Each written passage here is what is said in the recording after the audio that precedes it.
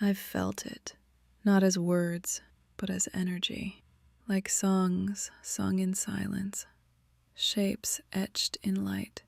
And somehow I understood, even though nothing was said. What is that? You've touched the edge of the original tongue, the language of light. It is not learned. It is remembered, because it was never taught. It was spoken into you before you were ever born. It lives in the space between thought and sound, not spoken from the mouth, but from the field.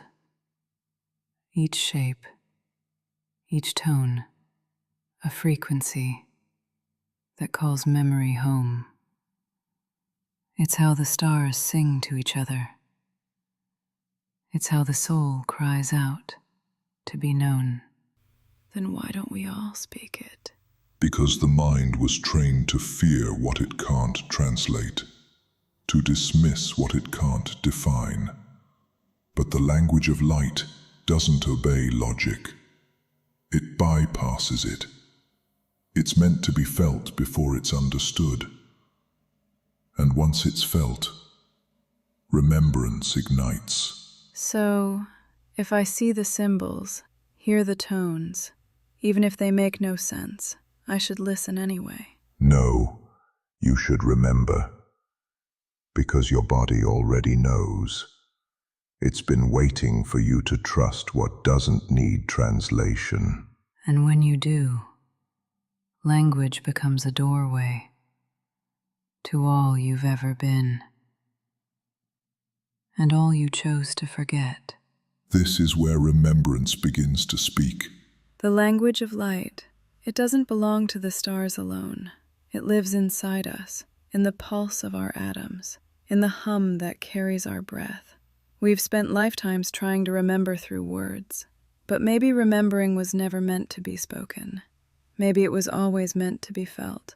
When you see the shapes, hear the tones, or feel that quiet ache of recognition, don't chase meaning. Let it wash through you. Because every symbol is a mirror, every sound a key, and every vibration a whisper saying, you are still fluent in the language of your own light. And that is where remembrance begins to speak. In the next episode, we discuss the resonant field, how consciousness weaves reality, how we step into the living fabric of energy itself. We explore how frequency becomes form, how thought shapes the grid of reality, and how the heart acts as the tuning fork between spirit and matter. Here, remembrance moves from language into creation, where light not only speaks, but begins to build. Like, subscribe, and share so you don't miss anything. We do not use hashtags, only placed intention that these messages reach those who truly desire to understand.